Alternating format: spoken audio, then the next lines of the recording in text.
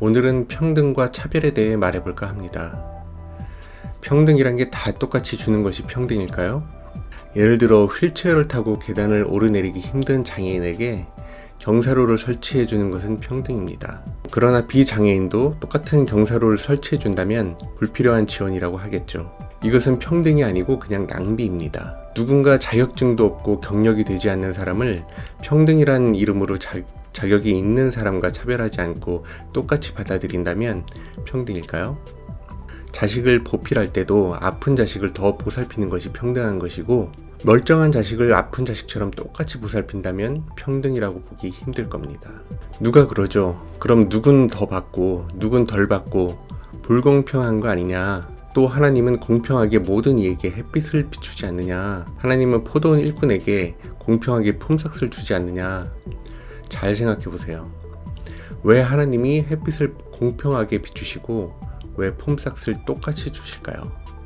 무엇을 말하는 것일까요? 이것은 기회의 평등을 이야기하시는 겁니다. 누구도 버림받는 일을 기뻐하지 않으시며 누구도 동일하게 하나님이 구원을 듣고 택할 수 있는 기회를 주시고자 합니다. 포도원의 품삯은 하나님의 상급을 말하는 것이고 영생을 말하는 것입니다. 물질의 차등 분배를 말하는 것이 아닙니다. 다시 말해 이와 같은 구절을 이용하여 비교하면 맞지 않다는 것입니다. 만약 비교하고 싶다면 하나님의 심판으로서 구별되는 상황을 두고 비교하시면 됩니다. 누구는 인생에서 하나님의 뜻대로 살았고 누구는 자신의 뜻과 세상의 뜻대로 살았을 것입니다. 이 두 사람을 평등이라는 이름으로 똑같은 심판의 결과를 내린다면 위와 같은 의견에 성립할 것입니다. 하지만 하나님이 공의롭고 아주 평등하게 이 두 사람을 구별하여 오른편과 왼편으로 가릴 것입니다. 이건 차별이 아니고 차이입니다. 구별이 악한 것일까요? 그렇다면 하나님은 심판하실 수 없을 것입니다. 두 사람 모두 구별 없이 원하는 심판을 주장할 것입니다. 이 시대 사랑으로 성소수자들을 감싸 안아야 한다는 사람들이 늘어나고 있습니다. 사랑은 그들을 치료하고 올바른 방향을 제시하는 것이지 무조건 품고 지원하고 받아주는 것이 사랑은 아닐 것입니다. 성소수자들이 올바른 성 정체성과 건강한 몸으로 사회 활동이 가능하도록 만들어주는 것이 사랑일 것입니다.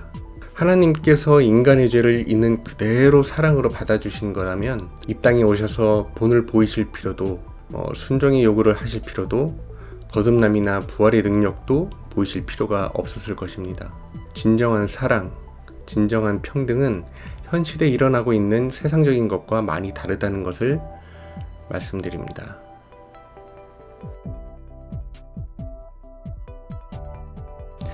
이 시대의 사랑으로 성소수자들을 이 시대의 사랑으로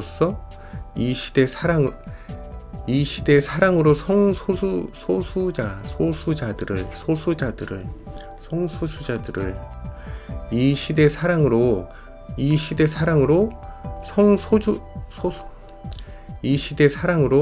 성소수자들을 감싸 안아야 한다는 사람들이 늘어나고 있습니다.